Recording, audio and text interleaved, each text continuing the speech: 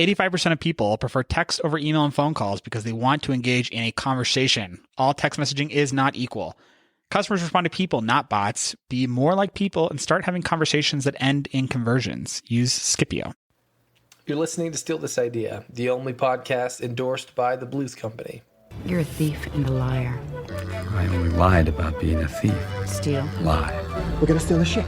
Commandant, Lord Lieutenant. An idea that is fully formed, fully understood, that sticks. Or someone like you to steal. Ideas are bulletproof. I'm gonna steal the Declaration of Independence. Steal This Idea. Hello again, thieves. We're here. We're back. We are... well, I have some allergies going on, so if for whatever reason you're like, that wasn't a good episode, I blame the allergies. Here's the thing. I'm operating at like 180%. So if it sucks, you can still blame Scott, but... Yes. Oh, you're going to make up for it. I'm ready to make up for it, yeah. That's good. That's really good. That's why we're a great team here at Steal This Idea. First time listening again, me and Andre, we are basically geniuses. We've decided to give up some of our best ideas to you, the people, to steal 100%. There's for free. Yeah, for free, no catches. We just would hope you cut us a check if you happen to become a millionaire off of one of them. Exactly. Before we get into, I got a pretty good idea. Before we get into my idea, let's start off with good idea, bad idea. My favorite segment. It's a pretty popular segment. It's a banger, as they say. They say that. You start first. I think you have a couple, Andre. I do. So I don't know what it is about my social feeds. And I'm sure that it's actually self-reinforcing. I keep checking out stuff related to babies. So they keep sending me stuff about babies. So I got another like weird parenthood-related DNA test situation. Couldn't believe that I saw this. So what it's called is called Sneak Peek. You can see it at sneakpeektest.com. And basically the way it's marketed is a way to see the gender of your baby 8 weeks into pregnancy. So I guess that's early if you're a parent. I think normally it's 12 weeks. No, it's like 16 weeks actually. So half of it saves you 8 weeks basically. Yeah. And they have a DNA test. You can take it at home. I think that you send it in and it tells you the gender of your baby 8 weeks early. 99.1% accurate at home. At home. That's pretty pretty compelling. Yeah. I'm looking at the pricing here. I haven't gotten there yet. How much is it? I see. It's got to be $100, right? Well, so looks like there's two options. There's the standard option, $60. And the fast track option, $130. If you need to know within 72 hours. So Scott, you know better than I do. Do you feel like that desperation to know your baby's gender as soon as possible? Because what's frustrating to me about this product is the baby's going to come out regardless. Like, does it really matter if you know 8 weeks earlier? Well, here's the thing as well, is that we are in this age where, so before, I talked to my mom about gender reveals, and it's like a new thing, right? Yeah. She didn't know the gender of any of her kids. It was just like, and it's a boy, right? Really? Yeah. And so That's it's like gender, like unknowing what gender is like relatively new in the last, 30 years. And so because of that, we kind of look our millennial fondness. We looked at it like, I've had several conversations with dads, like in my family and other dads who've been like, I don't want to know the gender. I just want it to come out and then have them say it's a boy. Magical moment. Yeah. Like be surprised or whatever, which is like kind of silly, but I mean, no sillier than having a gender reveal party, which, to be honest. Don't get me started about gender reveal parties because I think they're a little dumb. I said that and then I was like, I don't know if Scott had a gender reveal party, so I don't want to insult. But I think that there's plenty of fanfare to be had around a baby's birth that I don't think we needed to add another party to the situation. That's my opinion, not having ever had a child. I think I see myself leaning in the direction of I'll just see what comes out. I'll just see what comes out. Well, and here's the thing. At 16 weeks, it's like they go to the ultrasound. They're like, do you want to know the gender? And you have to be like, no, I don't. Yeah. And then they'll write it down, put it in an envelope. And it's like, I don't know. It's a lot of work to be like, well, just tell me. Like, who cares? Yeah. My other problem with gender reveals, going back to that really quick, it's not announcing the gender that is annoying. That's fine. We're having a boy. How great. Here's a softball or here's a whatever. Yeah.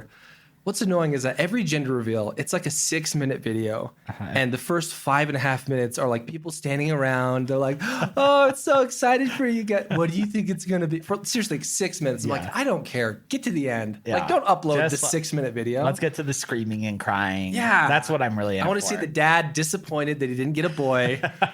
That's what I want to see. Yeah. Anyway, this feels a little bit like it feeds into the wave of gender reveals. It's like, with this kit, you can now have your gender reveal party 8 weeks earlier. So it's so much better. Here's what's funny is that so now that I think about it, it's actually 20 weeks. Yeah.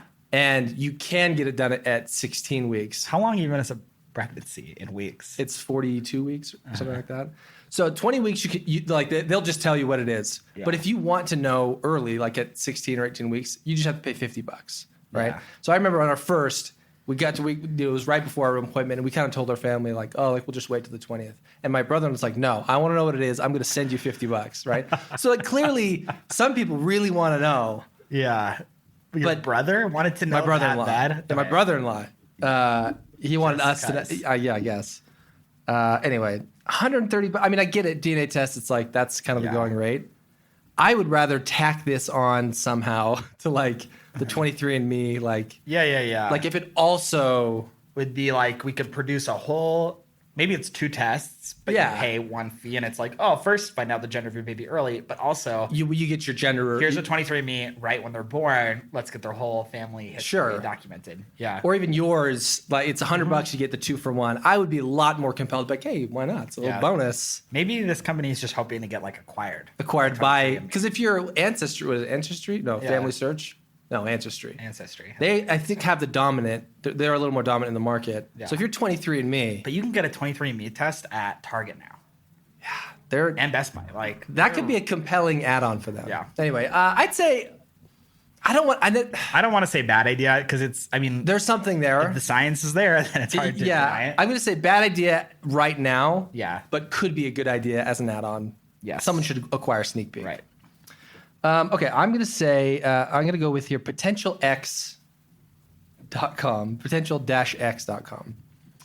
So I've been getting a lot of this type of stuff, and maybe the universe is telling me. You're getting earbuds, I'm getting pregnancy tests. Like, it's just not fair. I'm clearly not focused, and I need to be just zeroing in on whatever. So this is the world's first productivity-boosting smart earbuds. The tagline here, upgrade your brain and enter the flow state using EEG neurofeedback technology. So this looks like a hearing aid, really, less of like an AirPod and more of a hearing aid where it kind of wraps around your ear, has a big battery at the back there. And the idea here is that their whole pitch is like, we don't focus enough, and when we do, it's for 5 minutes when it should be for 15 or something like that, right? Yeah. Like we capture back that focus time. And these things, allegedly, if you wear them, they like tap into this, they play a sound, and they tap into your neural levels somehow, and they get you in the zone for longer. Yeah. I put this in that Muse camp where I'm like, fake. That's the category I put it in. And what makes me say that is if you scroll, so it's potential-x.com. If you scroll halfway down the page, there's like a dude, the only product picture of somebody actually wearing the headphones, and the headphones are clearly photoshopped onto his ear. And it's like, that's a personal pet peeve is like, that is bad. Yeah. Wow. It's not a compelling Photoshop job. And I hate anything where it's just like, we can't actually prove it. So what I do believe in though, is I am like pretty into this concept of like a flow state of work. I think I get there. I can tell I don't get there every day, like to this kind of natural rhythm of work where everything just kind of works and you're really focused. Totally believe in that. And I think that it would be nice if there was some sort of tool that alleged to get you there. This looks mostly to me like a pair of wireless earbuds that are also wasting power doing a quote unquote powerful EEG technology. It's like, that's just a complete waste. Yeah. I mean, I think like what's the difference between this and just noise canceling headphones that like, presumably that's the reason most the difference put is on this headphones. app that shows you your brain waves. Which, as I've said on the podcast before, I don't believe that there's any compelling technology that can help you actually make actionable insight on your brainwaves. But what about Kevin O'Leary, Shark Tank investor? Yeah, well, and he films it on like his iPad. So it's just like I'm not super into that either. Also, Tony Robbins allegedly he uses this type of technology. But that's the other thing. It's like, yeah, Tony Robbins uses this similar technology to focus in. It's like, yeah, I know what he's using. He's using some actual like Cerebro, what Xavier's using. I mean, maybe, but maybe not. That's the thing is I just don't believe in this type of technology. People that are like going to give you some sort of key to your brain that's going to access that huge result. Ever since Limitless, you know, we just want Limitless. We can't get away from it. Exactly. Yeah, I'm going to say bad idea. I'm going to go with bad idea, but also, I mean, I'm actually going to go with like not even an idea. This is literally, there's not a single picture of the device in the real world. This seems like somebody was like, hey, we have these crappy headphones and we have a million of them. How could we rebrand this? And somebody's like, I got a killer idea. That might just work. We'll say there's an EEG in there. And then we'll send fake data to an app to convince them that there's some sort of crazy brain component. Also, I'm really good friends with Kevin O'Leary. He owes me a favor. All right, what you got for Bad idea. So this is a definitively good idea. We'll see if you debate me. So it's called Flare. Flare? Flare.co.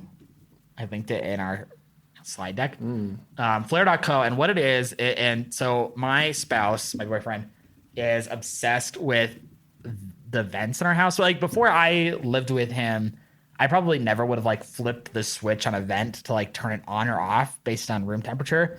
But he goes crazy, and like if we're in the bedroom, he's gonna go close the vent in every other room so that all of the air conditioning is going into the bedroom. This is basically an automated system that opens and shuts your vents based on the temperature, so that you can like equalize your home. Interesting. Really, really into this idea. Yeah, because I have a problem in my house where I have certain rooms that it's like, yeah, the vent to open my bedroom, it basically does nothing. Like it could be open or closed, you wouldn't even know. But in one of my guest rooms, it's like if it's open, it is a freaking ice cellar in there, and there's nothing and it's like to the point where we're like, well, we're gonna have to put our kids in there. I don't know what we're gonna do about that vent because they're gonna freeze to death. So what you're saying is this would like, okay, it's getting cold, shut them. Yep. Or I think I guess I don't know a lot about how it works, but it looks like you can control it from your phone. What I want is when I'm in my bedroom, I don't need the vents open in my living room. And when they're closed, I get a higher airflow to my bedroom.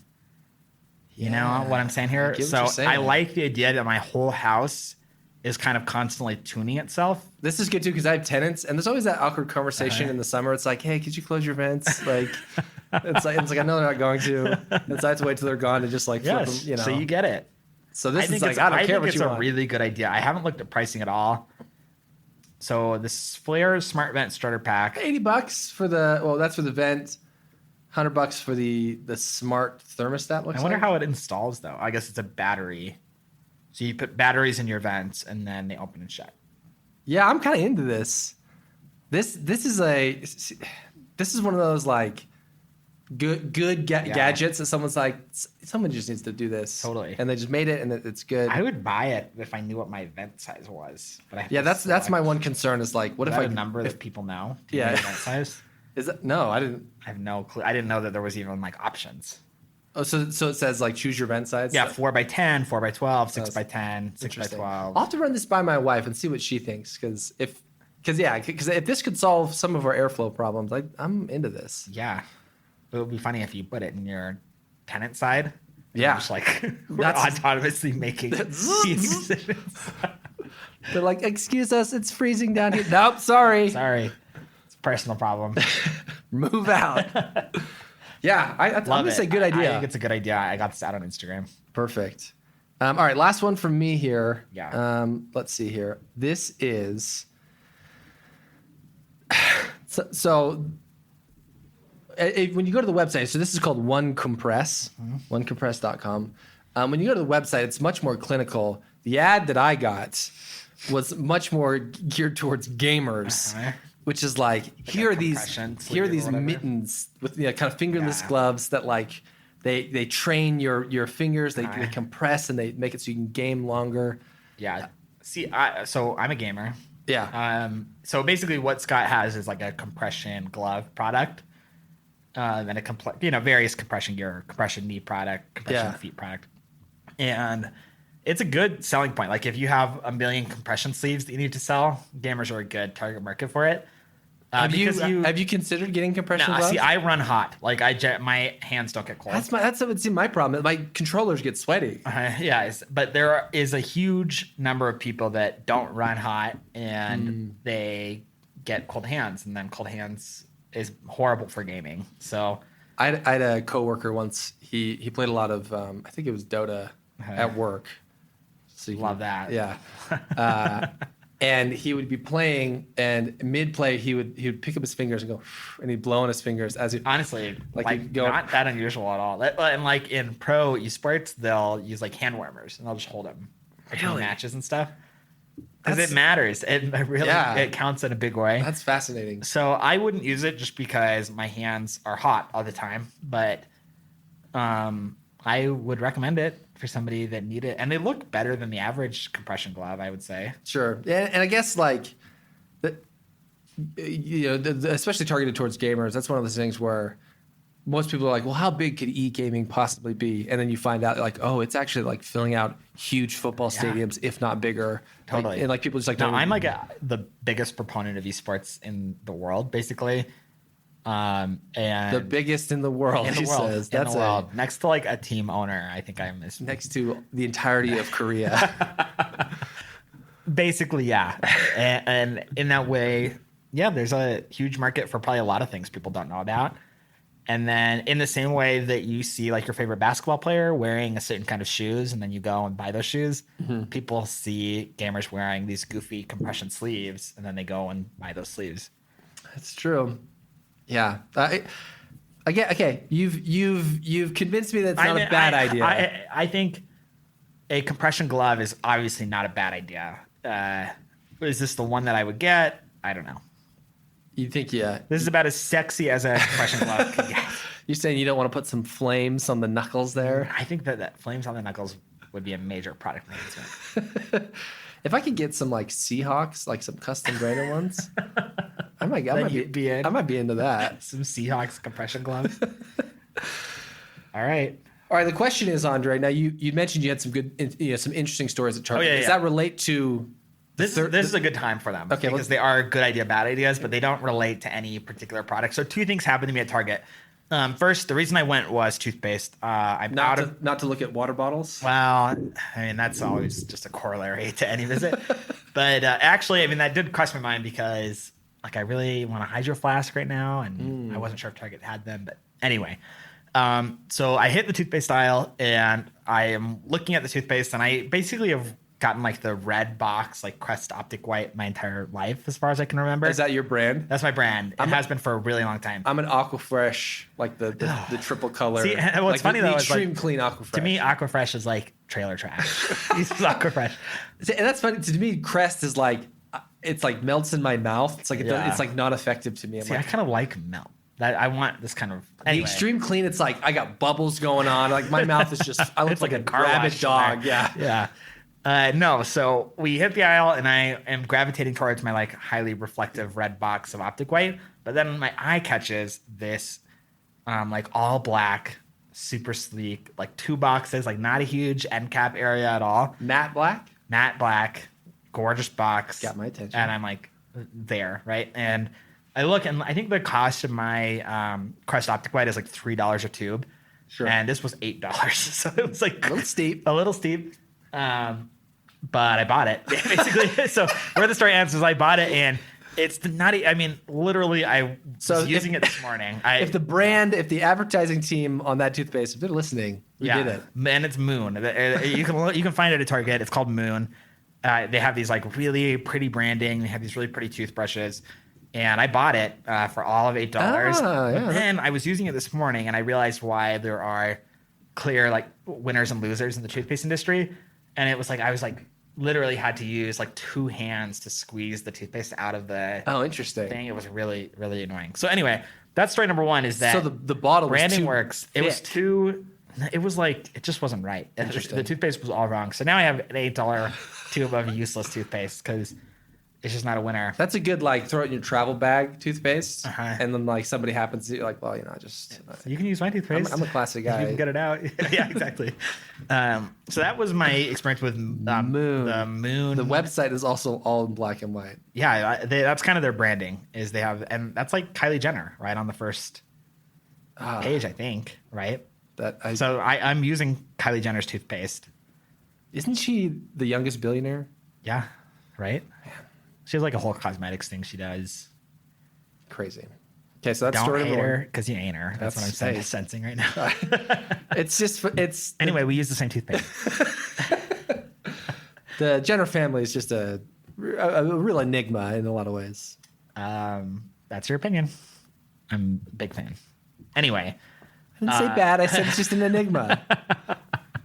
yeah, no, I think that hyper success is an enigma in a way. So my other story is, I think we talked about this on the podcast once before, but I bought a gravity blanket or a weighted blanket last night at Target. It was $70. So let's get that out there. It was a $70 blanket. And we actually were kind of like, should we get two? Like we were kind of really so hyped on the idea of a weighted Because blanket. people are like, they love, if you have one, Yeah. they are evangelizing those weighted blankets. Totally. There's MLMs around weighted Yeah, blankets. I've heard a lot about them. I saw it at Target. I'm not really the type of person that really likes to order stuff online. So I was into the idea of like instant gratification, get a blanket now, try it tonight, see how I feel about it. So we get the gravity blanket. We consider getting two. We're like, no, $150. Just Try one. Too much on one gravity blanket or on two. and it broke your sternum that night. It's So too heavy. We get home and I try it, and it feels completely indistinct from a normal blanket to me. Really? Yeah, I think actually it's just annoying. So I tried it on the couch first. I watched like a little TV. I was like, okay, do I feel Some Jeopardy. Am I feeling yes, Jeopardy? I was like, am I feeling comforted? Am I feeling relaxed? And I kind of was like, not really. This is just kind of Might as well be a Snuggie. yeah, it's kind of an annoying blanket. And then I had to take it upstairs to the bedroom, and I was like lugging this heavy blanket. And then I get in bed, and it's just like this blanket just makes me feel really confined. Like I can't, because I think I generally like sometimes the blanket goes between my legs, sometimes it goes over my shoulder, like all this stuff. That's not really possible when it's like you're hefting this thing around. I get really weird about my feet have to be able to exit the bottom of a blanket. If like the blanket's tucked in at the end of the bed, I like get stressed out about See, it. I love a tucked in. I love like a hotel bed where it's always going to be tucked in at the bottom. No. Love That is like the opposite. I have to wanna like feel rip. like I have to I'm rip in a it out, sandwich. Like I just want to be. which makes it seem like you'd like a weighted blanket because there's that constriction there. I need not that. I didn't like it. So anyway, I'm $78 in the hole on things I didn't want last night. Target really just got you. Yes, but then I got some birthday cake waffles, like in the freezer aisle. So I just threw them in the microwave like this Eggo morning, waffles. and those were so freaking good. Interesting. So 3 things to look for at Target. The last time I got burned by Target, it wasn't super burned, but it was during summer, and they have those like round things you'd put over food to like keep the bugs out outdoors. And I was like, I will use this all the time. I've not used it once. I don't think I ever I'm will. surprised because you seem to sit outside a lot. I know. and That's what grill I and all this thought. stuff. I was like, oh, I eat food out there. This will be great. But like, it's just big enough that like, It's just annoying. yeah, it like takes up more room than it's worth. Like, and you forget about. Anyway, that's the last time I got burned at Target. All right, Andre. Big idea. Time for the main event, the Steal This idea. You are welcome to click into the slide deck if you haven't yet. Hopefully I you're love a little America spin. Definitely. So slide 2 here just is a big American flag. It says, let's talk about America. America is one of the greatest countries, if not the greatest country in the world. Agreed. One of the things that makes our country so great is our democratic republic, where we're able to vote not only for our national officials, but also our local officials. Yeah. There's several problems, however, when you really drill into it. Now, I talked to 10 people at work today. I asked them a series of questions. I said, when was the last time you voted? Mixed bag. Yeah. I'm always shocked, but there are a lot of people who don't vote. Don't vote. They're like, they're like really embarrassed about it. Inconvenient. Yeah, everybody knows that they should be voting, but so many people don't vote. And then the next question was, when was the last time you voted in a local election? Even less. Yeah. Right? Like very few people. When was the last time you voted in a primary? Almost nobody has ever voted in a primary. And so this is an idea that I pitched this once on Extra Guac. So if those an early episode, so early Extra Guac listeners, this might be a little bit of retread. Welcome back, Welcome back. But ultimately, there's just so many issues. So people in general don't vote, right? Like the vast majority of people don't vote. When they vote, especially on local elections, they just go down party lines, right? Like if I said, Andre, when you voted in the local election, do you remember the sheriff you voted for or the city council? I'm sure I voted on party lines. That's the thing. And some of those are like, I might still vote party lines, but do I kick them out or do I replace them? Yeah. Most people, it's like, you just have a policy. It's just like, I'm the type of guy. I'm a keep. I'm a keep a guy. Fresh blood is good. Fresh blood is good, right? You just pick a camp, right? Yeah. Judges are just like, we are so screwed. Like, voters have no idea. We just have to hope that there's a fair share of keepers in my district. Right. And SR bills are hard to keep up on. At the end of the day, both in the public election, the presidential election and in local elections, it is chosen in a lot of ways by people who are very into politics, which is very small people, very small amount of people. So the app / website, it's probably mainly an app, is an app called Civic, which is our civic duty elevated. The idea behind this, Andre, is you download Civic as you're waiting in line to vote or at any time throughout the year. Yeah. Your goal is last minute voters. Last minute voters is like, that's easy target. Yeah. You download Civic. And again, you already know exactly where to market. Churches and schools, right? You know exactly where everyone's going to be November 1st or whatever, right? So you put in your area code and automatically it's going to populate. All right, here are all the governors running, all the mayors, all your senators, all your representatives. It's kind of a micro site for them. So it's like just the gist, just the bullet points. Like here are their core platform issues. Yeah. And then it also, and this is the one area that you can tweak a little bit. It aggregates some hybrid of Yelp and Reddit where people can. It's a moderated comment system where like you can say like, hey, this is what I think about this person, or this is my experience with this person. Yeah. And you can people can like upvote or downvote that, and so you can kind of get like a lens into like what people generally think about an individual, right? Yeah. And then of course like SR bills, like you get like a Cliff Notes version, right? So you got definitely a little work on the front end, like building this out. But at the end of the day, local elections are every 2 years, so you have plenty of time to building this out, to refresh it, right? What's great about this is that candidates, since this is like a central hub for them, they're going to be itching to like, hey, I got to put my stuff on here. Yeah.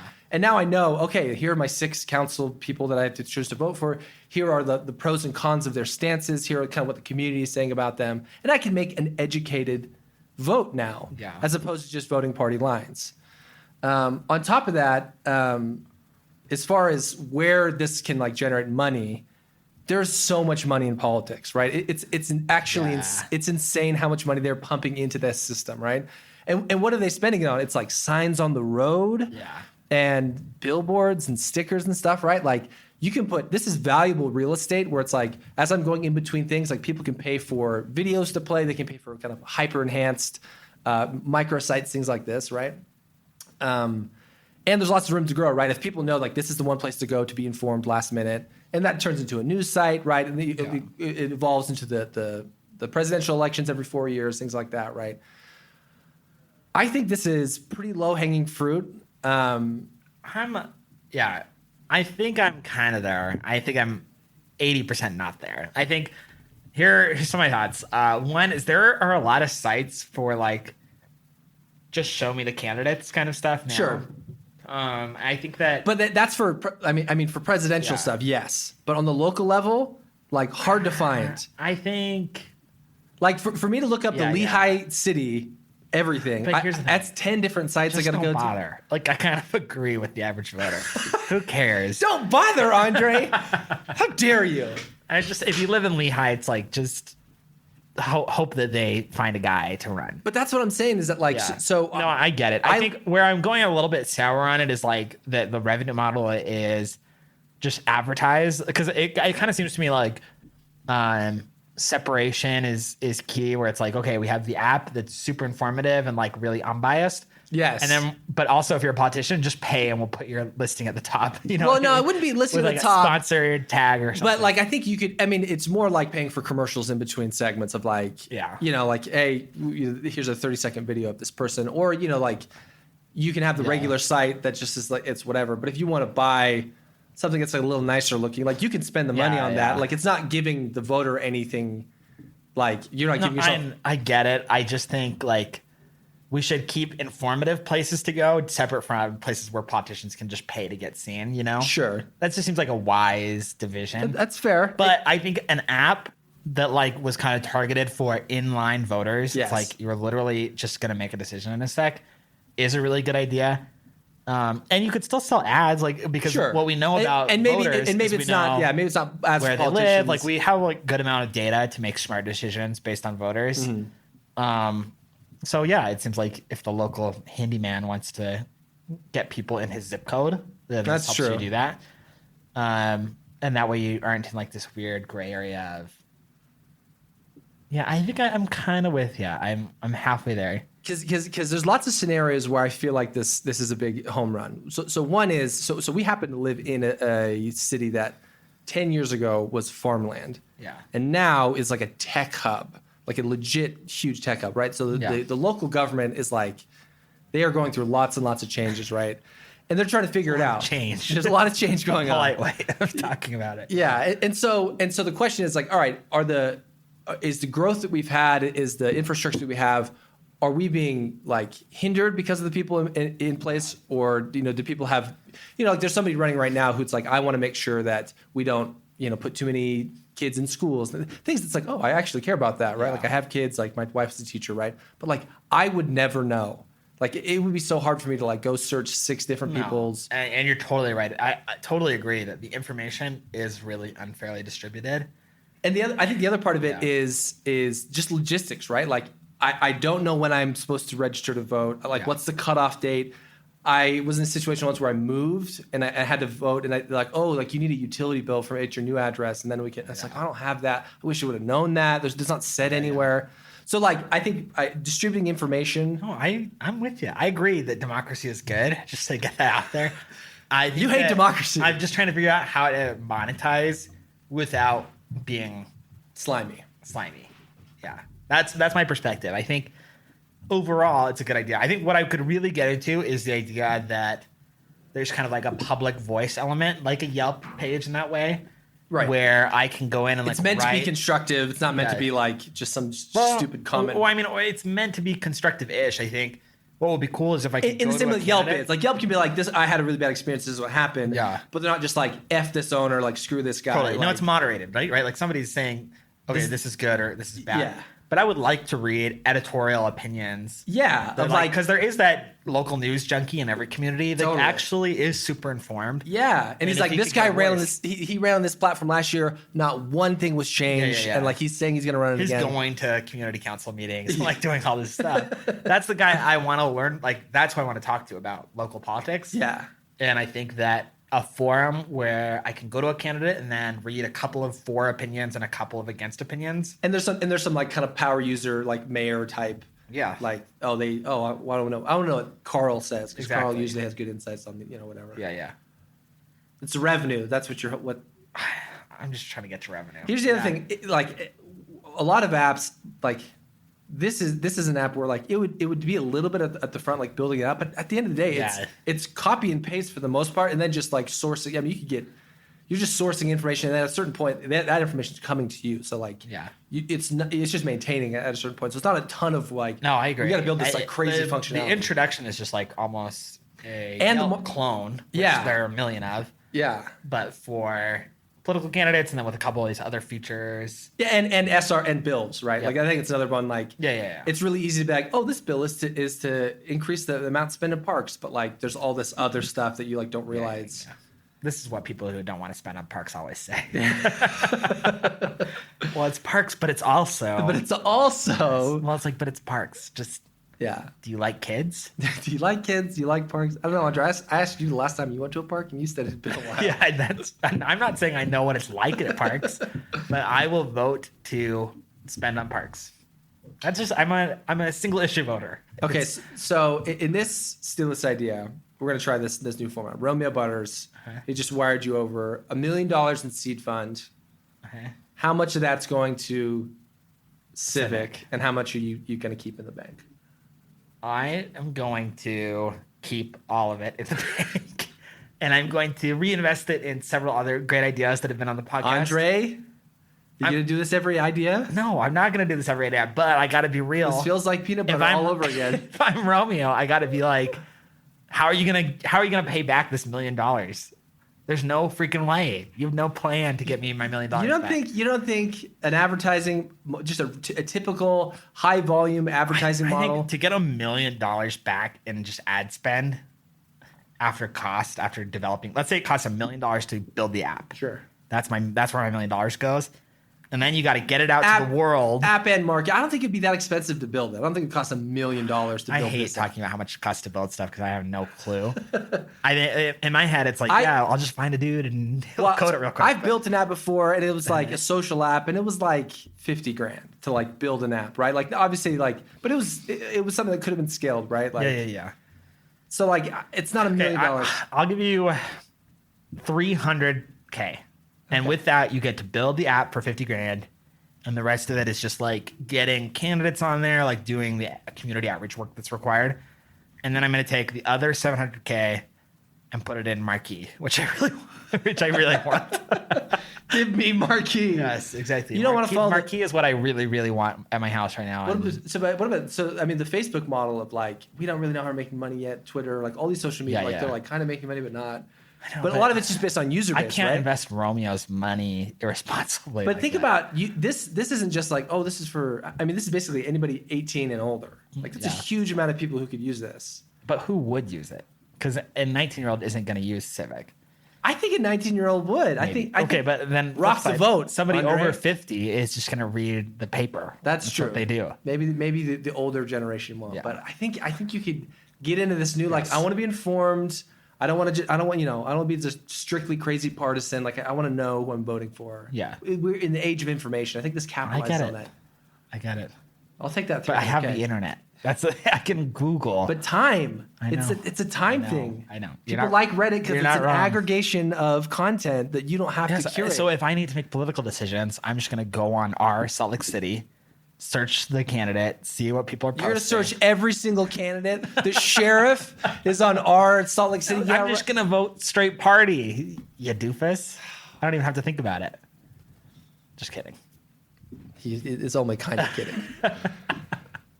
I'm going to take a mostly good idea from Andre. I gave you $300K for this literally 5 slide deck presentation. So I would just be really grateful for that if I were you. We'll see if this format continues on Andre today, and we'll see how much I give him on his next big idea. Well, here's the thing. My next big idea is going to be the best idea on the podcast. I'm serious. I've focus grouped this. We got something big in 2 weeks. We got a guest episode next, but in 2 weeks, we have the biggest idea yet on Solicidia. Well, I think that's going to wrap it up for this segment, Andre. Love it. You want to take us home with an STX mailbag? What do you got in the pipe there for us? Nothing. Sometimes Andre was like, I've got like 16 good idea, bad ideas. I have too many. I'm swinging them. And then I'm like, all right, he's got a backlog. Great. Andre, good idea, bad idea. What do you got this week? Oh, I have literally not one out of my Instagram. I need to know if I got to come prepared with some crazy big idea. All right, Andre. So we're wrapping up good idea or steal this idea. I want to bring back a steal this joystick. Yeah. Last time I pitched Battle Bus, which I think were. I was really into Battle Bus. I think it's I still think Battle Bus is good. I still think about Battle Bus a lot. This is a game I want to pitch you on here that I think the core concept of it, it's something that hasn't really been done yet, and I think would be so fun. So I'm a big Lost guy. Same. Huge Lost guy. I still to this day, not kidding, last weekend I went down like the Lost message board rabbit hole. Completely real. I tell people often, I'm like, what's your opinion on Lost? Oh, I didn't like the last season. If you rewatched it again, you would like it. Yeah, agreed. Like, it works so much better. Yeah, I think that the culture has just turned against Lost in a big way on the last season. Yeah. But those people are mostly wrong in hindsight. They are. They just don't get it. Yeah. Anyway, we could have a whole Lost podcast. Exactly. That's another podcast that we're starting really soon. So this idea, I think what drew me into Lost originally was this like crash on an island. There's a mystery. What do I do, right? So here's the game. It's the game starts with this kind of cinematic where you're like getting ready to go to the airport. And right before you Literally going to be a plane crash No, on an island. it is. But hear me out. Lost the game. It's- It's Scott's idea. So here's the game. So you're about to get in the car and you're like, oh, I forgot this one thing. 1 second. Yeah. And then it opens up to first person, and then you have a house full of things, like 1,000 things. Yeah. And you have to go pick something, and you don't Yeah. know what it does, and like it could have some application. You have no idea. You're just gonna take your best guess. So you run in and you grab the thing, and then you go on this plane, and it's whatever. Like, what are some things? So I mean, it'd be the regular stuff: scissors, a bat. Like I mean, you could have survival Toaster, stuff, like anything. anything you could fit in a backpack, really. Yeah. So then you grab the thing, the cutscene continues. You're in a plane with 100 people for whatever reason, and the plane crashes on an island. And everybody essentially has done the same thing that you've done, which is like you've grabbed your thing. Yeah. And now it's kind of like a battle royale where you've like everyone's on the shore of this island, right? Yeah.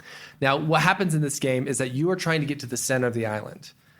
And as time goes on, you either have to kill everybody else and be kind of the battle royale winner, or work with everybody to try and figure out how to get in. Yeah. And at a certain point, there's like some kind of local native type thing that like, if you don't reach a certain threshold in a certain period of time, like you just die. Yeah. And then you have to start over, right? Yeah.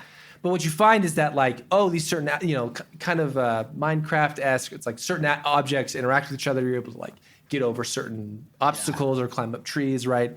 And at the end of the day, like there are 5 different ways to like get across the first stage that is very unclear. And it's like this kind of community, everyone's trying to figure it out. And also this like social experiment of like, if left to your own device, like, are you going to be that guy who just like screws everybody? Are you going to work together? You're going to get a posse or whatever. And then like once somebody figures out how to get in, they are now brought into a new server of people trying to get into the next ring. And there's like, say like 5 rings. You're trying to get in, like trying to solve this huge game. Yeah. Obsessed. So I'm like actually like shivers because I have so many good ideas here, but they're all kind of not your idea. Sure. So here's a couple of different ways you could do it. Yeah. One is your way where it's like a battle royale.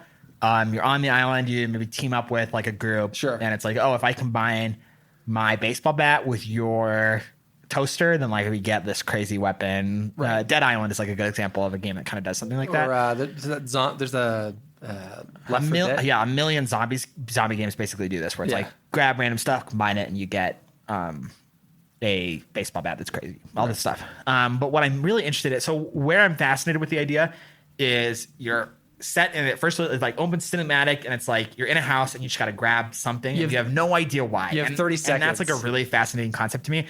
And then what I'm interested in is like there's this. I play a lot of games like in like kind of like the $5.99 to $11 range that are like short kind of indie situations. Sure.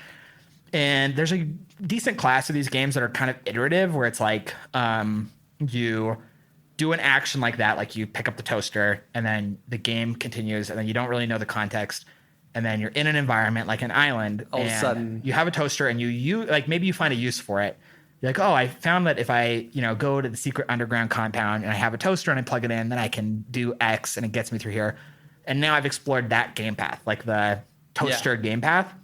But what if I play again, right? And it's like 30, the game takes like 30 minutes to maybe run through and reach some sort of interesting conclusion. And maybe in the island situation, it's like you learn something about the native people or the crazy scientific lab. It turns out, if I trade a toaster, he gives me a coin. What does this coin do? I don't know. Exactly. Maybe I can borrow it, but like your time is running out. Yeah. And all of a sudden, you're reaching a conclusion, and it's like, and maybe every time you get to the end and you learn something, or maybe you don't, and there's all these dead ends. But then you go and you play it again, and this time you're like, okay, what if I took the umbrella, right? And it's like, okay, what does that potentially lead me down? So that's idea number 1, where it's all single player. You take a random item, you go, you trade it, you do this, you have the umbrella is the thing that allows you to hit the button that's in the secret spot, like all this different stuff. Sure. And this time I learned that the compound was used for X, like all this different conclusions. And you play 100 times and you learn like all this interesting stuff, and it's really interesting. The other kind of way I went was not so much a battle game, but I'm interested in like a collaborative puzzle situation. Yeah. Where it's like I threw the battle in just to like no. It adds an element, and people like that. Like that's a really common trope right now. But what if it was like, okay, 5 people, so a really limited group environment, and 5 random people. They're all just online, and maybe there's not even voice, or there is. and everybody brought something random. Like everybody did the same thing. And now it's like, okay, how do we combine things? Oh, I've never tried this where I have umbrella and you have sneakers. And like, what can we do here? Right. And someone's like, all right, we have to make sure we get the matches. Did anybody get the matches? Yeah, like, yeah. Okay, none of us got matches. Like almost like a class system of like, oh, like somebody make sure you get like this type of. But what would be so interesting is if you could construct like kind of a little bit of a mind bender puzzler game where like what I kind of latched onto was the idea that at the end you get betrayed or something like that. And it's like, what if it was, okay, I know that we're going to reach this part where if I bring matches, like everybody else loses and I win or something to that effect. Oh, interesting. And I'm going to lie my way to that point. I'm going to be like, oh, I have sneakers. I have umbrella. That's like a mafia situation. Yeah, exactly. I'm going to lie to that point. And then it's like, psych, I have matches. I continue, you lose, like whatever that looks like. I'm really into that idea. That'd be interesting. Where it's like actually you take something, but then you lie about what you took. Yeah, you're like under the guise of working together, but really you are self-interested. This like whole golden balls. Yeah. Like it's like, oh no, let's work together. Like we can do this, and then we'll down the road kind of risk. Like we'll team up right now, but eventually down the road, I will destroy you. Exactly. Yeah, which would be interesting if it was just like. Yeah, a winning mechanism. Like I won that game, and I either won together, or I won on my own, or I'm part of the faction that loses or wins on its own, like Mafia, where it's like.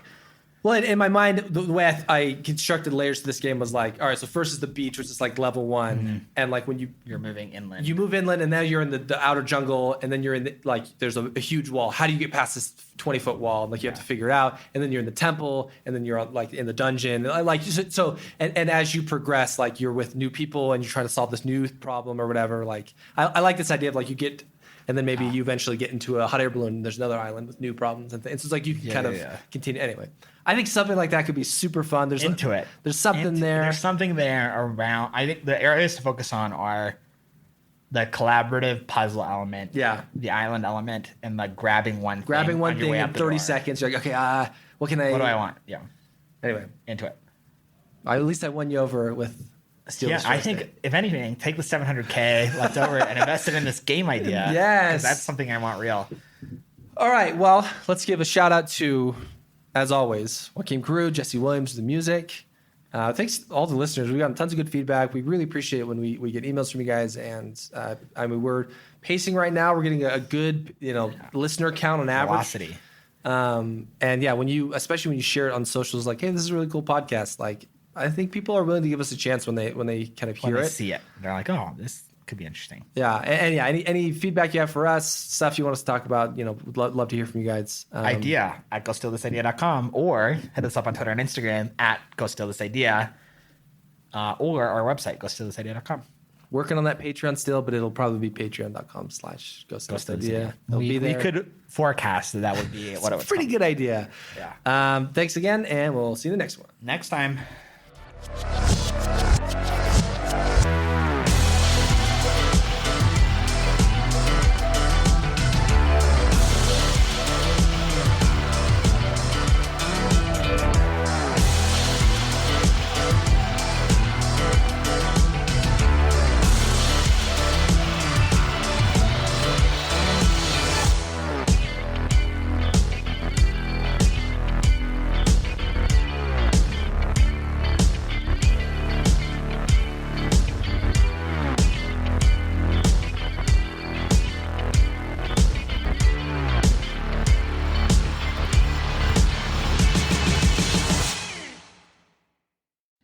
Use Scipio, the #1 engagement tool for sales teams that want more responses, appointments, and conversations. Message your leads and customers where they are on their phone. I'm not talking about phone calls. We're talking about true one-to-one texting. Use the code STEAL at Scipio.com for 2 free licenses. Use the code STEAL at Scipio.com for 2 free licenses. See you later, thieves.